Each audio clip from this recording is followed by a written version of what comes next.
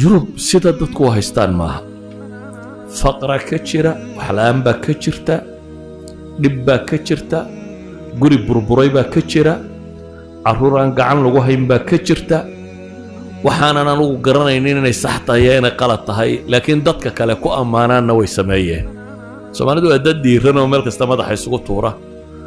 marka Soomaaliya qaxoontiyo shalay yimi oo Congress-ka Mareykan fadhiyo le Mareykanka xukuumaya Soomaalidan maqal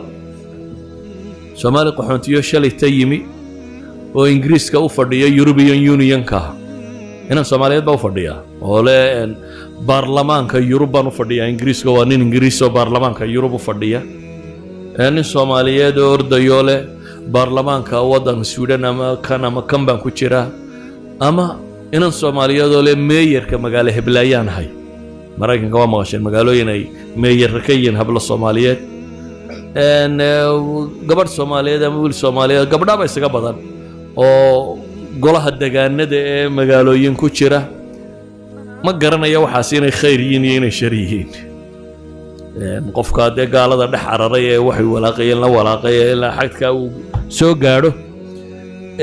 laakiin waxa laga yaabaa bulshooyinka kale inay ammaan u haystaan oo yiraahdaan war nimankan waa niman active ma nimankii shalay tayimi iyo Congress-ka fadhiistay ama shalay tayimi iyo European Union-ka fadhiistay ama kan fadhiistay waa laga yaabaa dadka qaarkood inay u arkaan soo duuduub percentka inaga lumay iyo percentkaynu haynaa ee waxqabadka mid adduunyo mid aakhiraba isku daro kee badan أنا waxaan ku wadaa inta sii libdhaysa inay ka badan tahay inta joogta inta sii libdhaysa inay ka badan tahay inta joogta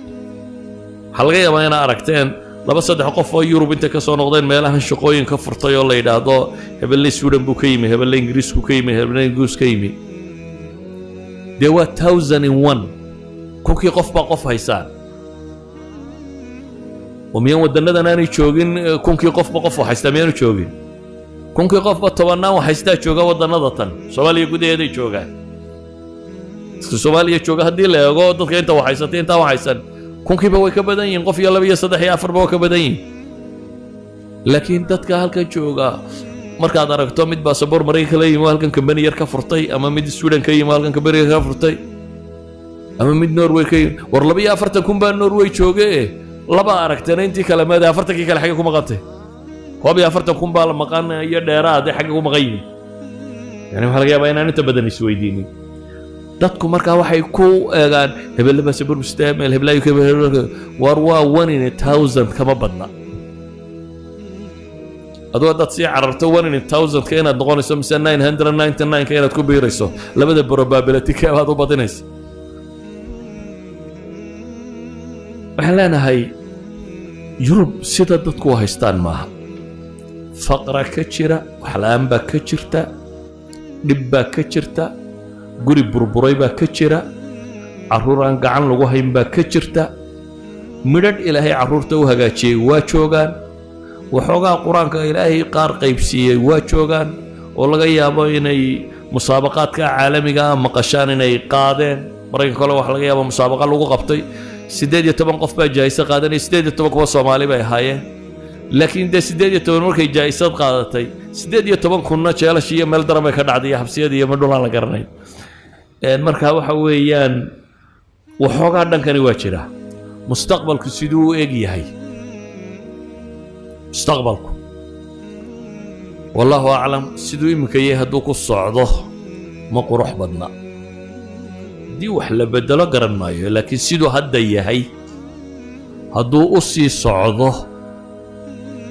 يجو بحوث يسميان وحكوت الماميان قلدا قايلين سلا كالجر كاس بدلي وحبا يسبدلي وحيلين ما حبا اسمه بدلين وحين السوق يناوم بيلين سدح جنريشن دن دتك كم من نقريا كان يمي كوسير دالي وما السوق ينابيلين saddex generation oo halkan ku dhashaabay leen generation ka saddexaad aan European oo beelay ama Maxamedowaad ama cadaade laakiin thaqaafadii iyo afkii iyo culture iyo wixii xagga kala yimi wallumaya Yurub markaan tagaan ogaaday af Soomaaligu inuu diinta ka mid yahay Soomaaligu diintu ka mid yahay وافافك مسلمين واللغة الدين حنبارسن ويدش ما أنت يوروب شوكتاه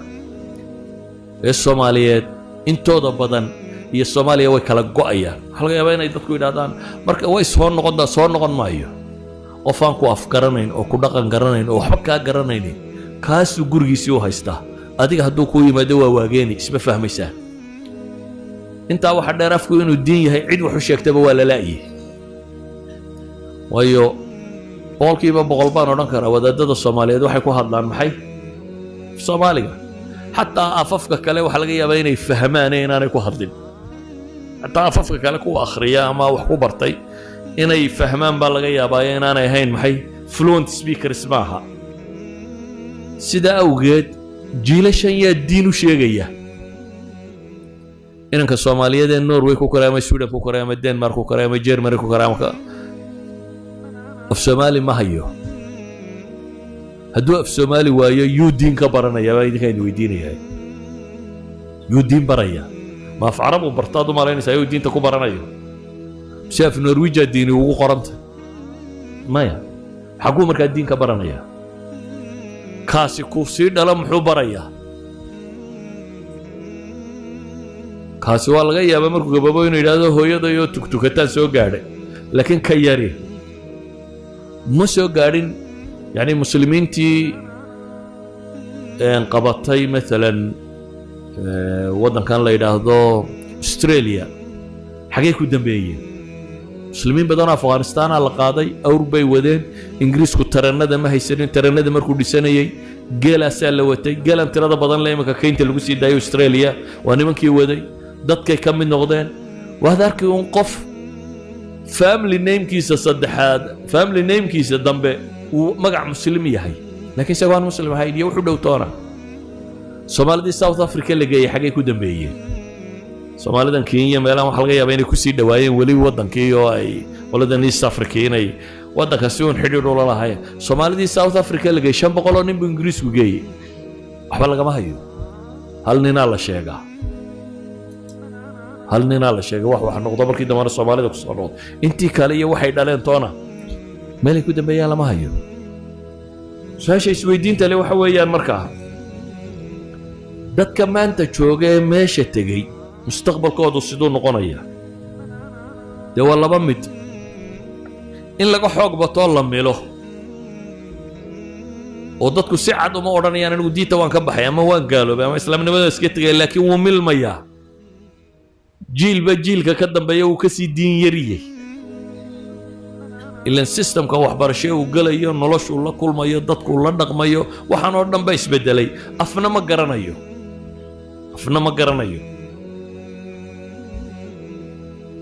daynay sidaa u dhacdo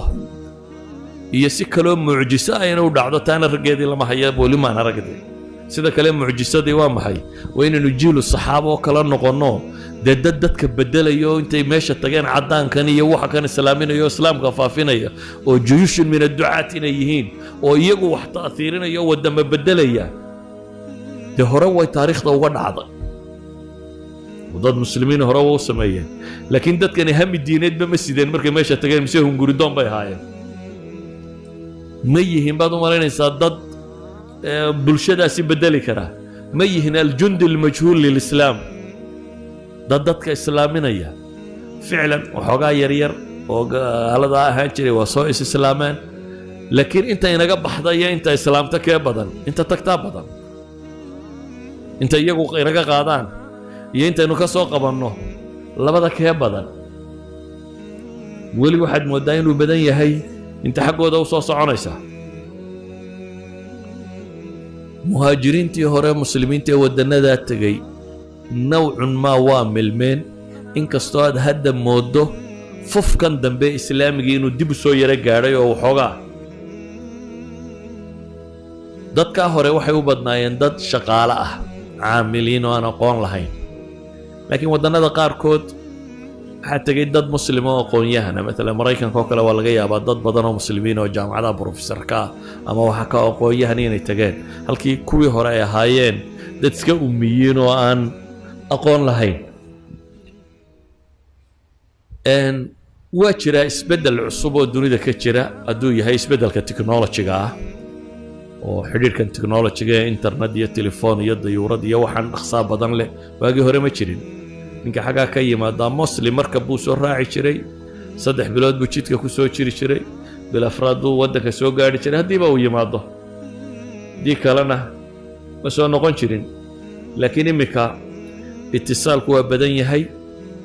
TV-yadan international-ka waa tiro badan yihiin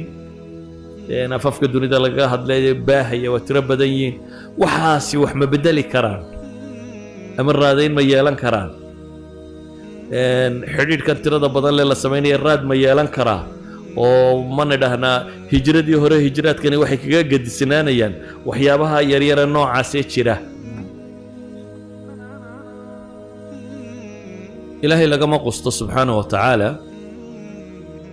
dad badan oo dadaalaya waa ku dhex jiraan waa la isleeyahay wax bedela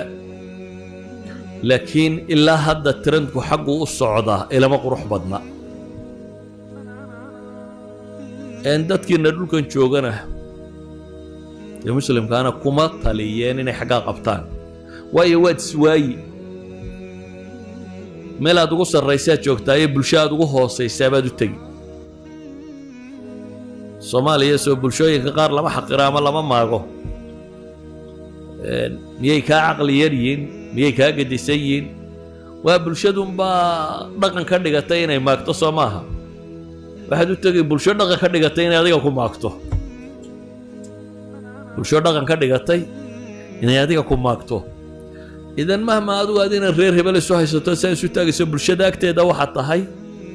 qof xaqiira halka ugu dambaysa taagan hatta muslimka hadii la ka tirigareeyo de muslimka madow muslimka carbeed uu ka sii dambeeyaa Soomaha de maqaayistooda markaan ku eegno marka adigu muslim baa tahay madow baa tahay qaxoonta tahay faqiir baa tahay afartaas mid qura lagu nici karaa adigu afartii baad kulansatay haday jiraan wax mambuud ka Yurub dhexdeeda waa afartan shay afartabaad ugu kulansatay marka ha rajaynin inaad qof maamuus leh ama magac leh ama ka noqoto